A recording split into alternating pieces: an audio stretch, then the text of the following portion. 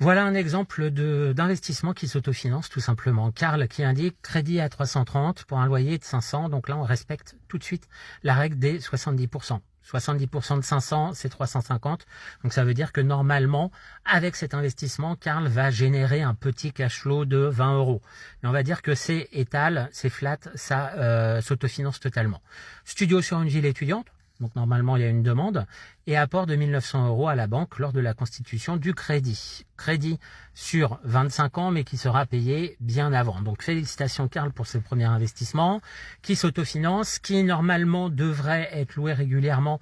Donc tout simplement parce qu'il y a des étudiants. Maintenant, les beaux étudiants, il y a un turnover important, faut faire attention aussi tout simplement à l'été où les étudiants, beaucoup d'étudiants partent et donc il peut y avoir des vacances locatives et ça faut l'intégrer tout simplement dans le business plan de cet investissement. Mais en tout cas, félicitations, c'est un premier bien.